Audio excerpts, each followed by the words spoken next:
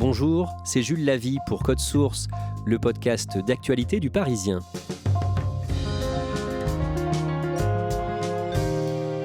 Il est considéré comme le meilleur joueur de football au monde. Il a reçu le 29 novembre son 7e ballon d'or. Et pourtant, le dimanche 13 mars, au Parc des Princes, l'Argentin Léo Messi a été sifflé par les supporters parisiens. Réaction de colère après l'élimination du PSG par le Real, malgré son trio d'attaquants stars, Messi, Neymar, Mbappé. Cet épisode de Code Source est raconté par deux journalistes de la cellule PSG du Parisien, Dominique Sévérac et Stéphane Bianchi.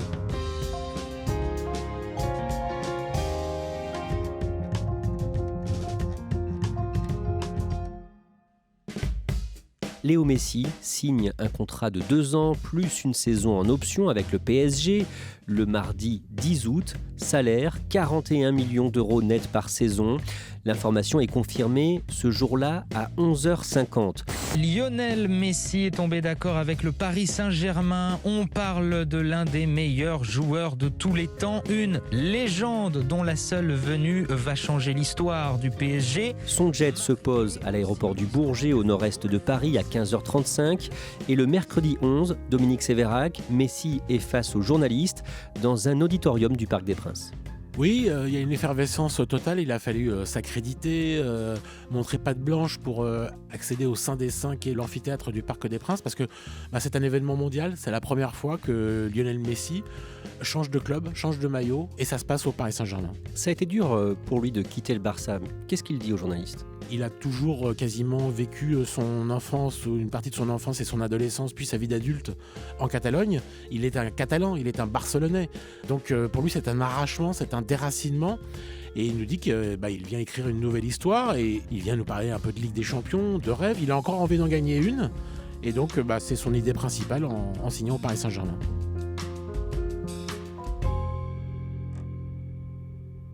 Avant d'aller plus loin, on va le présenter brièvement. Stéphane Bianchi, Léo Messi a aujourd'hui 34 ans, il est marié, il a 3 fils. Il est né à Rosario, la 3e ville d'Argentine, le 24 juin 1987. Ses parents ne gagnent pas beaucoup d'argent. Oui, Léo Messi est issu d'un milieu modeste. Sa mère est femme de ménage, son père est ouvrier métallurgiste, dont les revenus sont estimés à l'époque à 20 € par mois. Ultra doué pour le foot, il a un problème. Quand il a 13 ans, sa croissance s'arrête. Léo Messi souffre d'une carence en hormones de croissance. Depuis toujours, il est plus petit que les autres. Pour espérer avoir à l'âge adulte une taille relativement normale, il doit avoir recours à un traitement d'hormones synthétiques, des injections qu'il doit faire au quotidien. C'est un traitement qui coûte environ 1 000 $ par mois. Vu les revenus des parents, c'est quelque chose de compliqué. Et un agent de joueur propose aux parents de Léo Messi de l'envoyer au FC Barcelone parce que le club serait prêt à prendre en charge le traitement financièrement. Il fait ses débuts chez les professionnels en 2004 à l'âge de 17 ans. Sur le terrain, Dominique Sévérac, au Barça, il est connu pour marcher. C'est vrai qu'il court moins que les autres, c'est vrai qu'il fait moins d'efforts en termes de volume de course et il se replie moins par exemple défensivement, mais j'ai envie de vous dire ça n'a pas vraiment d'intérêt compte tenu de son génie offensif. Il apporte tellement devant le but qu'on s'en fiche en fait qu'il ne défende pas ou qu'il ne court pas ou qu'il fasse moins de courses que les autres parce que c'est lui qui va vous faire gagner le match et c'est pour ça qu'il marche la plupart du temps, c'est pour analyser la partie en cours.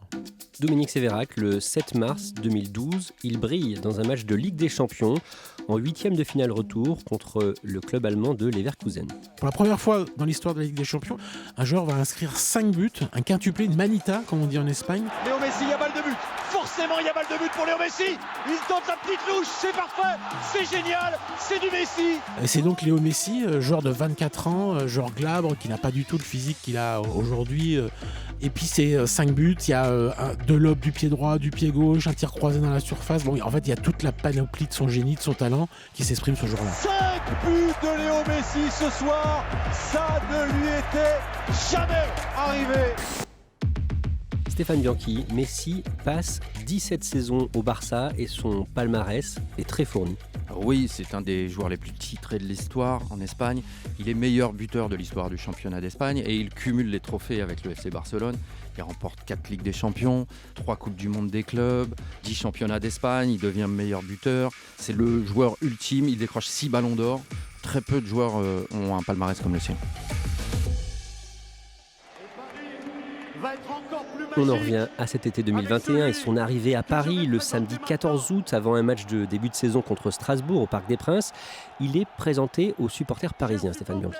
Oui, c'est un samedi de folie, una locura, comme on dit en espagnol. Tout le monde est venu pour voir Léo Messi, c'est vraiment le joueur que tout le monde veut voir. Et ce samedi est d'autant plus fou que c'est la première fois depuis 1 an et demi qu'il n'y a plus de jauge dans les stades et que 40 000 personnes peuvent se retrouver. Ça donne une ambiance de folie ce jour-là au Parc des Princes. Le nouveau numéro 30 du Paris Saint-Germain, Léo. Dominique Sévérac, Messi va jouer son premier match avec le maillot du PSG le dimanche 29 août à Reims au stade Auguste Delaune et ça devient un événement mondial. Ah, c'est complètement dingue, le petit stade de Reims qui est sympathique et évidemment bondé. Il y a eu plus de 300-400 demandes pour une tribune de presse qui contient 75 places. Donc c'était complètement la folie. Il y avait des journalistes japonais, brésiliens, argentins, américains. C'est un événement considérable à l'échelle du football, évidemment, hein. D'un mot, Stéphane Bianchi, Léo Messi est énormément suivi sur les réseaux. Oui, c'est une machine là aussi à ce niveau-là. Il compte quand même 350 millions de fans sur les réseaux sociaux. Un petit exemple, quand il quitte Barcelone, il prend 5 millions d'abonnés. C'est une folie sur les réseaux sociaux. Sur Instagram, c'est la 7e personnalité la plus suivie au monde. Dominique Sévérac, le 10 septembre, Messi joue en équipe d'Argentine contre la Bolivie dans le cadre des éliminatoires pour le Mondial 2022 au Qatar. Oui, il a inscrit un triplé et c'est le signe que il est bien, que physiquement ça va.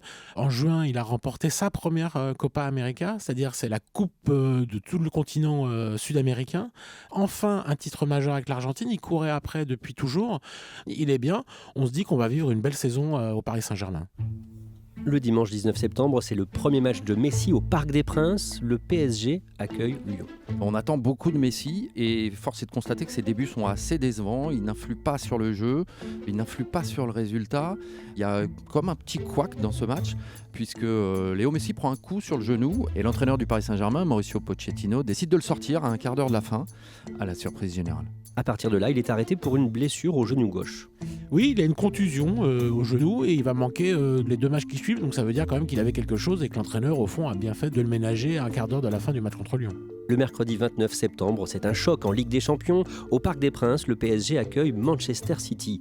Comment joue Messi, Stéphane Bianchi ? Sa prestation est assez décevante. En première mi-temps, il touche très peu de ballons. Au retour des vestiaires, il est guère plus inspiré. Il peine à se fondre dans cette équipe du Paris Saint-Germain jusqu'à ce qu'avec Kylian Mbappé, il y ait un éclair de génie. Messi sur son pied gauche, il y a un bon coup à jouer pour les Parisiens. Messi qui va s'appuyer sur Mbappé. Messi, Messi, Messi, Léo Messi, l'éclair du génie est arrivé. Léo Messi inscrit un but absolument délicieux. Le Parc des Princes est en fusion. Le premier rugissement du Parc des Princes en l'honneur de Léo Messi, le chef-d'œuvre argentin.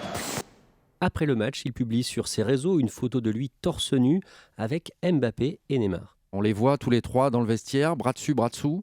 Ils affichent des sourires éclatants et voilà, on se dit que l'entente est belle et que ça laisse présager de beaux jours. Ce trio vraiment donne envie de voir ce qui va se passer.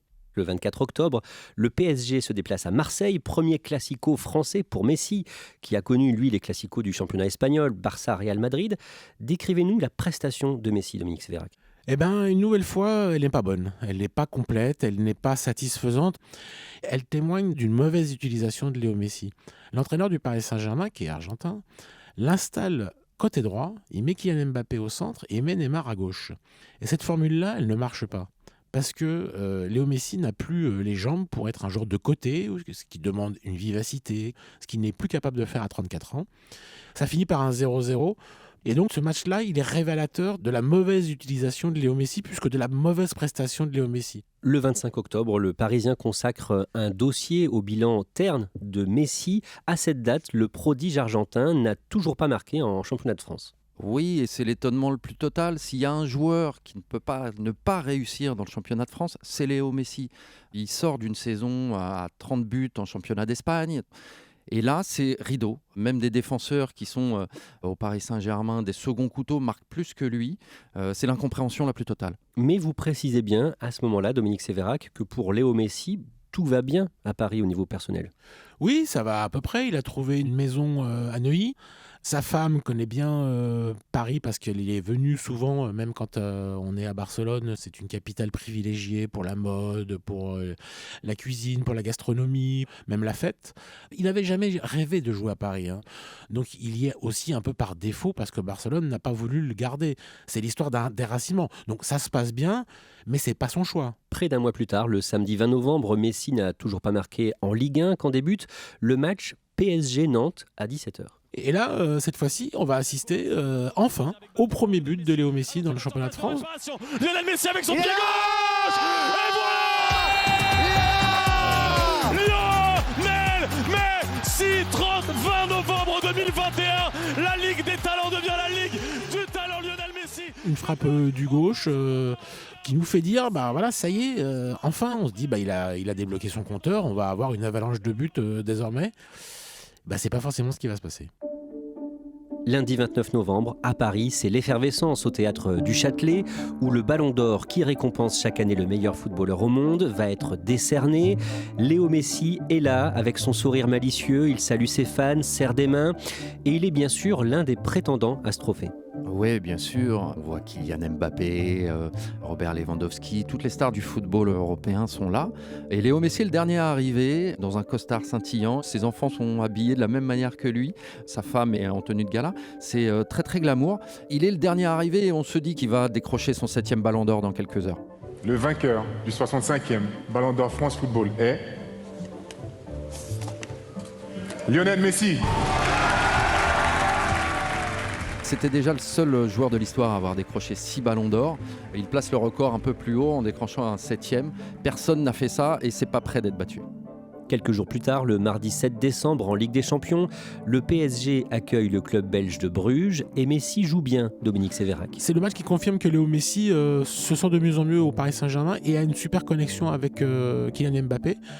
Le champion du monde français commence par inscrire un doublé et après ça sera Léo Messi d'inscrire à son tour un doublé. Donc c'est le signe quand même qu'on se dit il est à l'aise dans cette compétition, il est à l'aise au Paris Saint-Germain dans cette compétition. Donc franchement tous les signaux sont au vert. Stéphane Bianchi, pendant tout le mois de janvier, Léo Messi ne peut pas jouer à cause du Covid. Oui, Messi, comme chaque année, durant les fêtes de fin d'année, il rentre en Argentine. Et là-bas, il contracte le Covid, un Covid long, qu'il privera des matchs avec le Paris Saint-Germain et aussi de la sélection argentine. Et ça va du coup freiner son amélioration et son implication dans l'équipe. Dominique Sévérac, le 31 janvier, le PSG est opposé à Nice en Coupe de France, un match pendant lequel Messi ne parvient pas à faire la différence. C'est un match de Coupe de France décisif. Paris peut rester en lice pour défendre son trophée, sa Coupe de France. Et malheureusement, il passe complètement à côté. Il est mauvais comme tout. Il n'y a pas un geste qui le sauve. Et puis finalement, Paris va finir par perdre ce match au tir au but. Et l'arrêt de Lucas, l'OGC Nice qui vient éliminer le Paris Saint-Germain dans son jardin, ici au Parc des Princes. Ce Paris Saint-Germain avec Léo Messi, ça ne colle pas. Stéphane Bianchi, le 1er février, dans Le Parisien, vous signez un article titré « Messi, l'ombre de lui-même ». Oui, parce que Léo Messi est très très loin des standards auxquels il nous a habitués. Il est arrivé en portant les fantasmes de tous les supporters. Il devait incarner la réussite, la gloire, les victoires, les titres. Et là, il symbolise plutôt l'échec et les difficultés de cette équipe à développer un jeu cohérent, plaisant, chatoyant. Léo Messi et le Paris Saint-Germain sont dans le jeu aussi décevants l'un que l'autre. Le 6 février, le PSG se rassure un peu en survolant Lille en championnat 5-1 et Messi marque ce soir-là, Dominique Sévérac. Et Léo Messi marque un nouveau but en Ligue 1. Ils sont suffisamment rares pour ne pas le souligner. Chaque match de championnat est regardé et scruté en se demandant s'il y a une montée en puissance en vue du match contre Madrid, parce qu'il n'y a que ça qui intéresse les joueurs, les journalistes, le public. On est le 6 février, le match il est le 15 contre Madrid. On se dit, Paris a l'air d'être bien, avec un bon Léo Messi. C'est encourageant. Le mardi 15 février, Paris accueille au Parc des Princes le Real Madrid, 8e de finale aller de la Ligue des Champions. À la 60e minute de jeu, Messi doit taper un pénalty. Léo Messi, qui en a déjà marqué 2 en Ligue des Champions, qui a le soutien de tout le monde, qui a le soutien du Parc des Princes tout entier. Messi s'est arrêté par Thibaut Courtois qui est parti du bon côté. Finalement, c'est Mbappé qui va sauver le PSG en marquant le but de la victoire dans les arrêts de jeu dans les toutes dernières secondes. Mais après ce match, Dominique Sévérac, Messi est critiqué dans la presse française et ça ne lui plaît pas. Léo Messi est l'auteur d'une partie contrastée. Il y a ceux qui vont aimer, ceux qui vont moins aimer. Il y a son pénalty raté. Toujours est-il que dans les 2 journaux français qui suivent le Paris Saint-Germain et qui mettent des notes de 0 à 10, l'équipe et le Parisien, il récolte un 3 dans l'équipe et un 3,5 dans le Parisien. Et c'est cette note-là qui passe pas. Il n'a pas dû en recevoir très souvent dans sa vie. Et 2 de ses amis montent au front, Kun Agüero et Cesc Fabregas, un Argentin et un Espagnol avec qui il a joué à Barcelone, pour dire tout le mal à travers eux qu'ils pensent de la presse française. Donc on est qualifié tour à tour de presse incompétente, mauvaise, méchante, débile, qui connaît rien au football grosso modo. Et ça, Léo Messi ne peut pas le dire lui-même, donc il le fait dire par ses amis.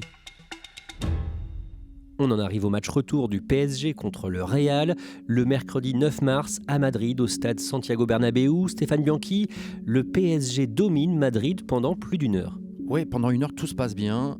Le trio Neymar, Messi, Mbappé affole un petit peu la défense. Kylian Mbappé marque même un but qui place vraiment le Paris Saint-Germain en position favorable. Kylian Mbappé qui climatise Santiago Bernabéu. Et après l'heure de jeu, tout s'écroule. Karim Benzema égalise et en quelques minutes, le PSG s'effondre et laisse filer la qualification. Incroyable Benzema, incroyable, il est exceptionnel, un triplé pour envoyer Paris à ses chères études, incroyable. Le PSG est donc éliminé de la Ligue des Champions. Dominique Sévérac, comment a joué Messi pendant ce match ? Ce qu'on peut noter, c'est qu'il a été impliqué dans la bonne heure du Paris Saint-Germain. Et puis, malheureusement, il s'effondre un peu comme tout le monde. En deuxième période, on sent qu'il n'a plus les jambes pour faire les efforts qu'il avait réalisés en première période. Mais bon, l'effondrement est tellement collectif et convoque tellement d'autres choses, un aspect mental, psychologique, que la prestation de Léo Messi, finalement, elle importe peu. C'est pas à cause de lui que le Paris Saint-Germain est éliminé, sorti de la Ligue des Champions. Stéphane Bianchi, Messi, Neymar, Mbappé retrouvent la Ligue 1 et le Parc des Princes le dimanche 13 mars. Paris accueille Bordeaux. Décrivez-nous ce qu'il se passe pendant ce match. Il y a une ambiance terrible au Parc des Princes. L'équipe est accueillie par des sifflets, des broncas, des huées. Il y a quelques banderoles qui sont déployées, virulentes à l'endroit de la direction et de certains joueurs. Il y en a 2 qui sont plus visés que les autres. Ce sont Neymar et Léo Messi, qui symbolise l'échec du Paris Saint-Germain aux yeux du public. Pendant tout le match, les joueurs vont être sifflés et surtout Neymar et Léo Messi qui, à chaque prise de balle, à chaque fois qu'ils vont toucher le ballon, ils vont être hués, sifflés par le public comme s'ils jouaient à l'extérieur. Le dimanche 3 avril, le PSG bat Lorient 5-1. Messi marque son 3e but en Ligue 1. Il n'est pas sifflé cette fois-ci. Dominique Sévérac, Messi le prodige qui a gagné 4 Ligues des Champions, décroché 7 ballons d'or. On sait comment il vit le fait d'avoir été sifflé par les supporters ? Mal, il ne comprend pas pourquoi il est conspué, pourquoi ça tombe sur lui, pourquoi ça serait lui le responsable de cette piteuse élimination. Malheureusement, il s'inscrit dans cette lignée d'une équipe qui ne parvient pas à renverser les grands d'Europe, ou alors de manière extrêmement ponctuelle.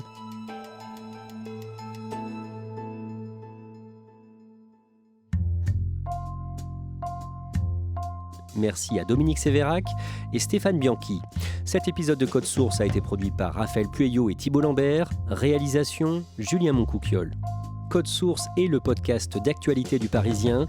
Nous publions un nouvel épisode chaque soir de la semaine. Pour n'en rater aucun, n'oubliez pas de vous abonner sur votre appli audio préférée.